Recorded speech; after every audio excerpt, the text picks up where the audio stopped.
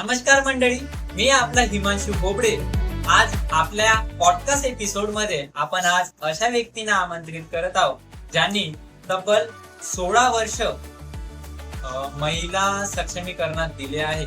त्यांनी तेजस्विनी महिला ग्राम संघाच्या अध्यक्ष होत्या. त्यांनी तब्बल 16 वर्ष त्या अध्यक्ष पदावरती काम केलेलं आहे. त्यांनी महिला सक्षमीकरण त्याचबरोबर महिलांना सेल्फ इंडिपेंडेंट बनवण्यात देखील त्यांचा मोठा वाटा आहे. तर आज आपल्या पॉडकास्ट एपिसोड मध्ये आपण अशाच एका व्यक्तींना आमंत्रित करत आहोत. व्यक्तीचे नाव आहे वंदनाताई साळवे. तर अशाच व्यक्तींचा आज आपण इंटरव्ह्यू घेणार आहोत. चला मंडळी, अशा व्यक्तीसोबत आपण संवाद साधूया. Hello everyone. Today our guest is very important and they are very most important thing in their life. So आज आपण त्यांचा आपल्या पॉडकास्टमध्ये आपल्या आजच्या एपिसोडमध्ये त्यांचं स्वागत करूया. चला तर मग आपल्या आजचे गेस्ट आहे वंदनाताई साळवे. त्यांचं आपण आपल्या पॉडकास्टमध्ये आज मनपूर्वक स्वागत करूया. तर वंदनाताई, आज तुमच्या बाबतीत आम्हाला तुमची जर्नी सांगा, तुमची स्ट्रगल लाईफ सांगा आणि तुम्ही जो 16 वर्षाचा लिडरशिप केला आहे सो त्याबद्दल पण आम्हाला माहिती द्या. नमस्कार, मी तेजस्विनी ग्रामसंघ अध्यक्ष आहे खेमजईची. आम्ही आमचा तेजस्विनी ग्रामसंघ 2017 मध्ये स्थापन केला. ओके. तेव्हा आमच्या ग्रामसंघामध्ये कसं बचत गट सामील करून घ्यायचे होते. तेव्हा आमच्या गावामध्ये बचत गट पुष्कळ होते, पण नॉर्मली 10-12 बचत गट तेव्हा आमच्या ग्रामसंघामध्ये सामील झाले. आणि त्याच्यानंतर हळूहळू बचत गटाचं महत्त्व महिलांना लक्षात आलं. बचत गटातून महिला ग्रामसंघात यायला लागल्या. मग ग्रामसंघात काय निधी मिळतो, कशा पद्धतीनं फायदा होतो हे जेव्हा महिलांच्या लक्षात यायला लागलं तेव्हा आमच्या ग्रामसंघामध्ये एकूण 16 बचत गट सामील झाले. आता आमच्या ग्रामसंघामध्ये 16 बचत गट आहे. त्याच्यामध्ये वेगवेगळ्या पद्धतीचा निधी पण येतो. जसं 75,000 VRF येतो, CIF येतो. प्रत्येक गटाला 60,000 रुपये प्रमाणे CIF पण येतो. प्रत्येक गटाला RF येतो 15,000. आणि आता वाढीव RF दुसरा शासनानं मंजूर केल्याप्रमाणे 15,000 दुसरा RF येणं सुरू झाला. अशा पद्धतीचे आता एकूण एका गटाला 30,000 रुपये RF, CIF 1,20,000 झाला आहे आता. VRF 75,000 रुपये. सेट ऑफ कास्ट येतो ग्रामसंघाला जो की साहित्य खरेदीसाठी लागतो. आणि असा IFC फंड येतो, OSF मधून फंड मिळतो. आणि व्यवसायासाठी उत्पादक गटांना पण निधी येतो वेगवेगळा. त्याच्या माध्यमातून महिलांचं उत्पन्न वाढत आहे. त्याच्यामुळे महिलांना कसं ग्रामसंघाचं महत्त्व पटायला लागलं, बचत गटाचं महत्त्व पटायला लागलं. त्याच्यामुळे महिला ग्रामसंघाकडे आवडीनं धाव घेतात आणि बचत गटामध्ये आवडीने सामील व्हायला लागले आहे. आणि मग या बचत गटामध्ये प्रत्येक वर्षी नवीन वाढ होत जाते का? जसं आता 16 गट आहे, हो, त्या 16 गटाच्या ऐवजी आणखी प्रत्येक वर्षी वाढ होते त्यामध्ये? हो, गावात म्हणजे जसं जसं नवीन सुना येतात, काही मुली आहेत, काही महिला ज्या बचत गटाच्या बाहेर आहेत त्या बचत गटात सामील होण्याची त्यांची आवड राहते. अशा मिळून नवीन नवीन बचत गट पण सुरू होतात. आणि जे नवीन बचत गट सुरू झाले त्यांची मग आम्हाला पंचायत समितीला ऑनलाईन त्याचा एंट्री करावी लागते. मोबाईलवर तो ऑनलाईन होतो गट. लोकसमध्ये ट्रान्झॅक्शन मारून लोकसमध्ये ऑनलाईन करावा लागतो. त्याच्यामुळे तो नवीन नवीन गट त्याच्यामध्ये जुळत राहतात. आणि ही खूप इंटरेस्टिंग फॅक्ट आहे की एक महिलांना एक फ्रीडम पण भेटलं त्याच माध्यमातून, नाही का? म्हणजे जो तुमचा गट स्व इच्छेनं काम करतोय, नाही का? हो, जेव्हापासून महिला बचत गटात यायला लागल्या तेव्हापासून महिलांना एक वेगळं म्हणजे ताकद आली. म्हणजे स्वातंत्र्य मिळालं की बचत गटाच्या निमित्तानं महिलांना घराच्या बाहेर निघायला मिळत आहे. बचत आपली जमा होत आहे, कुठेतरी आपले हक्काचे पैसे आहे हे पण महिलांना कळायला लागलं. आणि याच्यातून वेगवेगळ्या संधी निर्माण झाल्या. जसं की आमच्या गावामध्ये पशुसखी आहे, बँक सखी आहे, CRP आहे. यांना पेमेंट मिळायला लागलं. म्हणजे त्यांना त्यांच्या हक्काचं काम मिळालं, हक्काचे पैसे मिळाले. आजपर्यंत जी महिला शेतामध्ये जाऊन फक्त कामच करत होती तिला आता शासनाकडून मानधन मिळते. त्या मानधनाच्या लोभाबाई किंवा मग आपल्याला काहीतरी वेगळं करायला मिळत आहे, आपल्याला स्वातंत्र्य मिळायला लागलं. आपण 4 महिलांमध्ये जाऊन बसू शकतो, 4 महिलांसोबत त्यांच्या समस्या जाणून घेऊ शकतो, आपल्या समस्या त्यांना सांगू शकतो, त्यांना रोजगाराची संधी उपलब्ध करून देऊ शकतो. हे एक त्यांच्यामध्ये साहस निर्माण झालं. आणि सेल्फ इंडिपेंडेंट पण झाल्या, नाही? त्या सेल्फ इंडिपेंडेंट झाल्या आणि त्यांना एक म्हणजे अभिमान वाटू लागला हा की आपणही कुठेतरी काम करत आहोत. हा. आणि 16 इयर्स ऑफ लिडरशिप म्हणजे तुम्ही 16 वर्ष जो लिडरशिप केला आहे, सो ग्रामसंघाचा हा 16 वर्षाचा प्रवास, त्याबद्दल पण आम्हाला थोडी माहिती द्या. तो प्रवास सांगण्यासारखाच आहे, कारण खूप खडतर प्रवास राहते. सुरुवातीला जेव्हा आमचा ग्रामसंघ स्थापन झाला तेव्हा अध्यक्ष बनण्यासाठी कोणी तयार नव्हतं. हा, बरोबर. आणि मी 2015 मध्ये बचत गटामध्ये सामील झाली. बचत गटाची अध्यक्ष होती. प्रगती स्वयंसहायता समूह हे माझ्या बचत गटाचं नाव आहे. अच्छा. त्याच्यामध्ये मी अध्यक्ष म्हणून झाली. त्याच्यानंतर 2 वर्ष आम्ही बचत गटच चालवला. त्याच्यानंतर जेव्हा 2017 मध्ये वर्धिनी राऊंड झाला, वर्धिनी राऊंड मध्ये आमचा ग्रामसंघ स्थापन झाला, तेव्हा ग्रामसंघाचं अध्यक्षपद घ्यायला तयार नव्हतं. महिलांनी सर्वानुमते सांगितलं की वंदनाताई साळवे ग्रामसंघाच्या अध्यक्ष बना. तेव्हा मला काही अनुभव नव्हता. मी म्हटलं मला सगळेजण सांभाळून घ्याल, महिला समजावून सांगेल, व्यवहार समजावून सांगेल तर मी होईल, होत नाही अशातला भाग नाही. मग मी अध्यक्ष बनले. त्याच्यानंतर मग बँकेचे व्यवहार कळायला लागले, ग्रामसंघ कसा असतो, बचत गटांना कसं सांभाळून घ्यायचं, कर्ज सुविधा कशी पुरवायची, व्याज दर कसा आहे त्याचा, या सगळं माहिती सांगत गेलो. आणि मिळून मग ICRP, पशुसखी, वेगवेगळे पद असलेल्या महिला, जसं अध्यक्ष, सचिव, कोषाध्यक्ष, ग्रामसंघाला एक लिपिका असते, ती लिपिका, आणि ग्रामसंघामध्ये जेवढे बचत गट आहे तेवढे बचत गटाचे अध्यक्ष, सचिव त्याच्यामध्ये सदस्य असतात. त्यांना समजावून आपल्यासोबत मिटिंग घेऊन वेगवेगळ्या पद्धतीचा निधी कसा आणायचा, मग व्यवसाय कसे सुरू करायचे, अशा पद्धतीनं आम्ही तो सांभाळला. आणि तो प्रवास एकूण आता या तारखेपर्यंत 9 वर्षाचा तो प्रवास आहे. खूप अभिमानाची गोष्ट आहे ताई की तुम्ही लिडरशिप हँडल करून बाकीच्या गोष्टी पण हँडल केल्या आहेत, आणि त्यामधून तुम्हाला पण एक वेगळ्या प्रवासाची जाणीव पण झाली आहे, नाही? सो नेतृत्व म्हणजे पॉवर की रिस्पॉन्सिबिलिटी, काय वाटते तुम्हाला? नेतृत्व म्हणजे एक पॉवर नसून रिस्पॉन्सिबिलिटी आहे. आपल्यावर एक म्हणजे एक वेगळ्या प्रकारचा तणाव असतो की नाही, हा पैसा आपल्याकडे आहे, या पैशाचा योग्य वापर झाला पाहिजे. बरोबर. नेतृत्व करणं म्हणजे पूर्ण जे आमच्या ग्रामसंघाला 16 बचत गट आहे, त्या 16 बचत गटातल्या 180 ज्या महिला आहेत त्यांचं नेतृत्व करणे आहे. ते बरोबर. त्यांच्या गटांच्या समस्या जाणून घेणे आहे. कोणाला कोणतं कर्ज पाहिजे का, कोणाच्या कोणत्या आर्थिक समस्या आहे का, सामाजिक समस्या आहे का, कोण कोणत्या परिस्थितीमध्ये आहे हे जाणून घेणे आहे. कोणत्या कार्यक्रम घ्यायचं म्हटलं गावामध्ये त्याची रिस्पॉन्सिबिलिटी घेणे आहे. म्हणजे एक जबाबदारी आहे. हा, महत्वाचा विषय हा खूप आहे की पॉवर तर हा एक नेता किंवा मोठ्या व्यक्तीकडे असतो.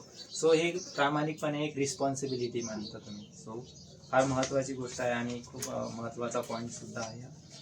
बचत गटामुळे महिलांच्या आयुष्यात नेमका काय बदल झाला?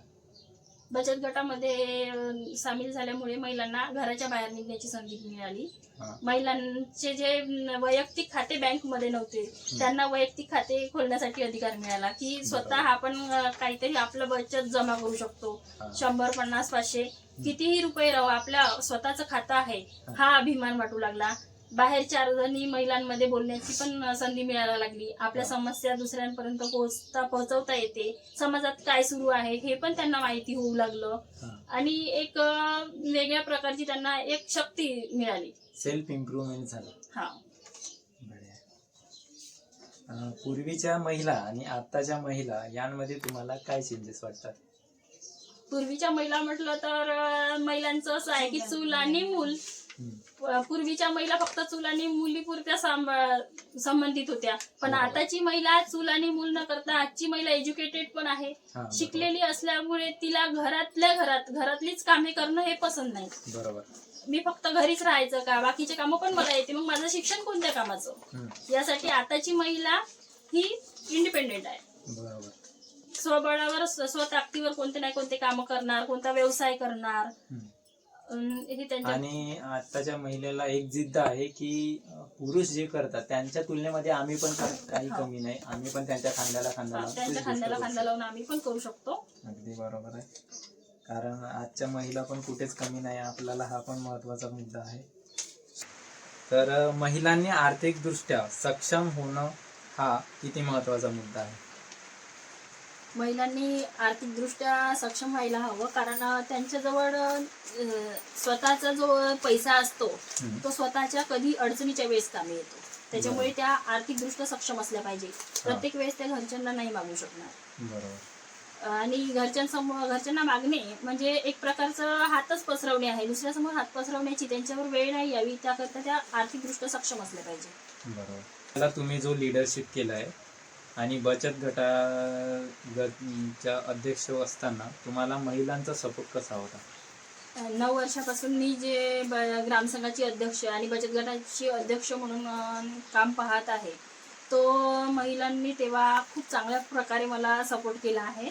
आणि महिलांनी स्वतःच, मी 2015 मध्ये बचत गटामध्ये अध्यक्ष झाली आणि 2017 मध्ये आमच्या गावाला ग्रामसंघ स्थापन झाला वर्धिनी राऊंडमध्ये. त्या ग्रामसंघ स्थापन झाला तेव्हा महिलांनी सहखुशीने स्वमताने मला अध्यक्ष बनवलं. तेव्हा मी म्हटलं माझ्याच्याने ही जबाबदारी पार पाडणं होणार नाही, पण महिलांचं असं मत होतं की तू ही जबाबदारी खूप चांगल्या पद्धतीने पार पाडू शकते, त्याच्यामुळे तूच अध्यक्ष बन. त्याच्यामुळे मी ग्रामसंघाची अध्यक्ष बनले. आणि तेव्हा आमच्या ग्रामसंघामध्ये 16 बचत गट होते. तेव्हा 16 बचत गटाचे आर्थिक व्यवहार पाहणं, त्यांना वेळोवेळी जेव्हा कर्जाची गरज पडली तेव्हा कर्ज उपलब्ध करून देणं, हे सर्व व्यवहार मला तेव्हा पाहायचे होते. छान मुद्दा. त्यानंतर महिला जर एकमेकींना सपोर्ट करू लागल्या तर त्या गावात किती बदल घडवू शकतात? महिला एकमेकींना जर सपोर्ट करू लागल्या तर तो गाव खरंच खूप आदर्श गाव ठरेल. कारण जिथे महिला म्हटलं तिथे भांडण आलं, तिथे लावालावी आली, एकमेकीच्या चाड्या चुगल्या करणे आलं. जर हे प्रकार जर बंद झाले आणि जर एका कुटुंबात दोघी बहिणी जशा राहतात तशा पद्धतीनं जर गावातल्या महिला एकमेकीसोबत राहू लागल्या तर खरंच खूप चांगली गोष्ट घडेल आणि आदर्श गाव तयार होईल. आणि ही नवीन पिढीला एक संदेश पण जाईल. नवीन पिढीला तो एक नवीन उद्देश पण मिळेल की तुम्हाला आदर्श गाव एक सज्ज किंवा प्रस्थापित करायचं आहे, तर त्यामागे पण तुम्हाला खूप मोठा अभ्यास करावा लागेल. तुमच्या मते बिझनेसमध्ये यशस्वी होण्यासाठी महिलांकडे कोणते गुण असणं आवश्यक आहे?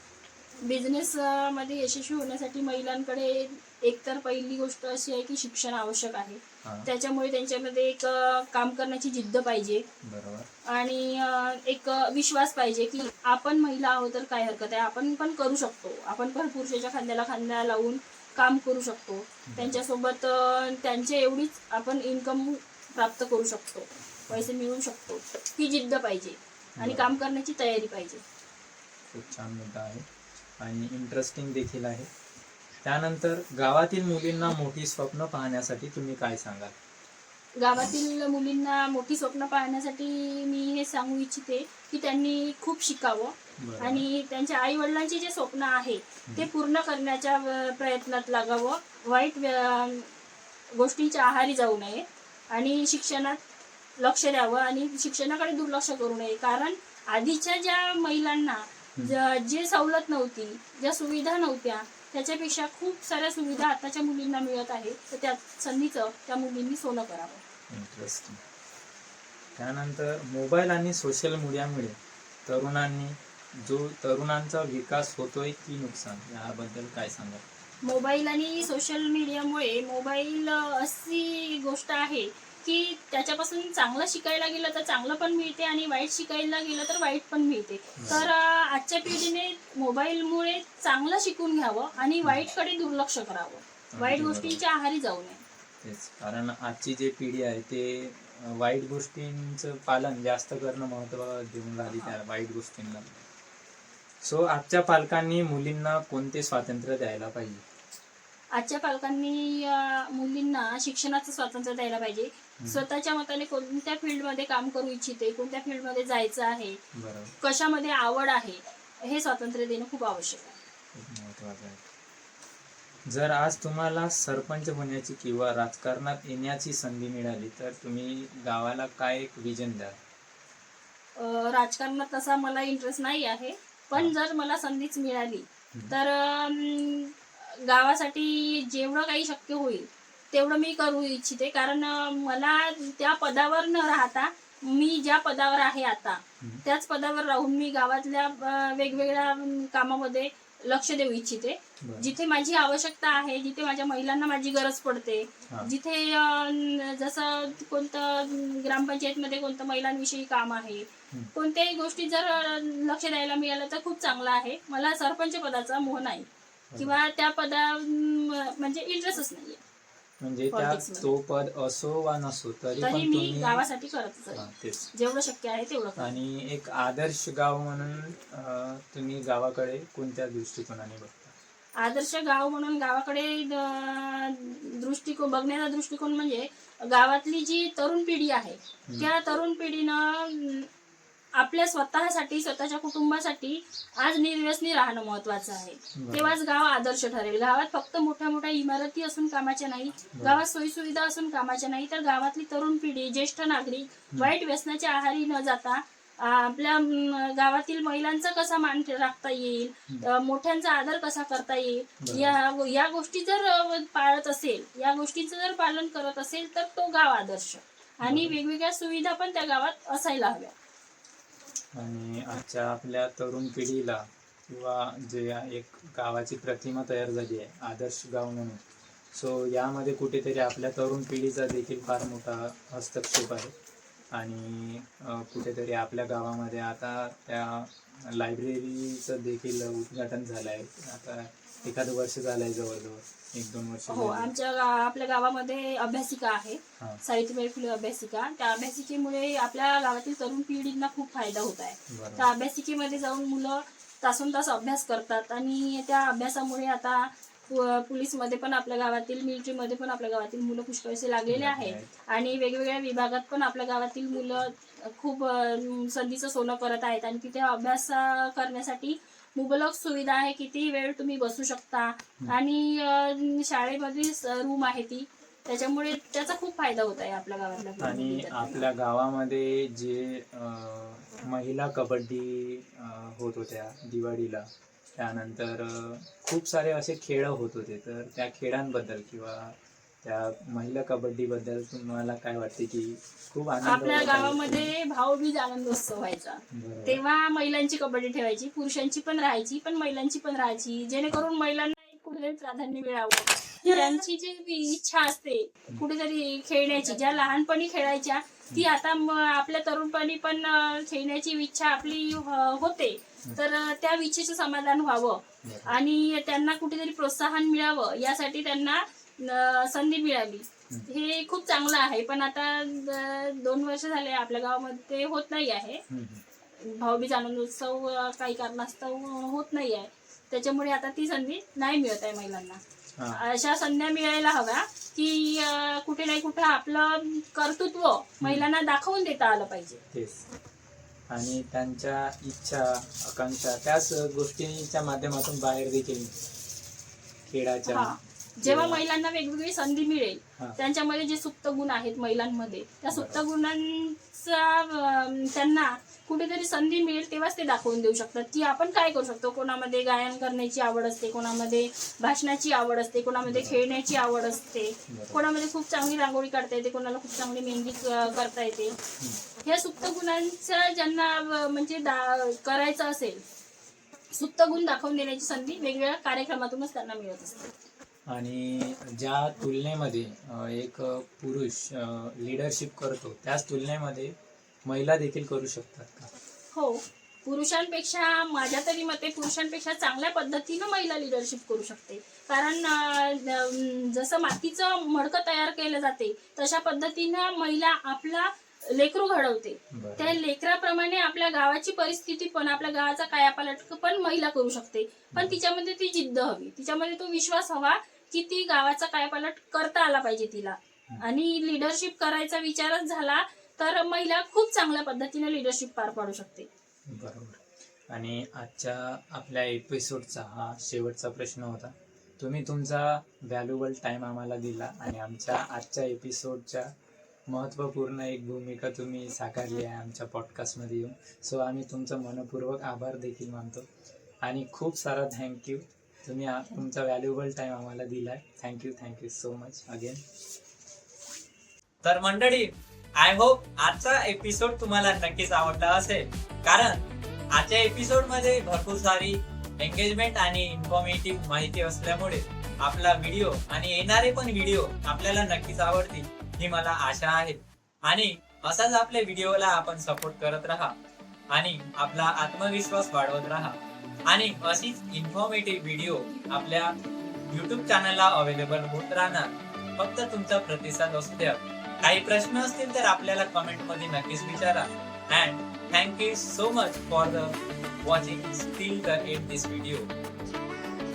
आम्ही तुमचे खूप आभार मानतो. Thank you so much again.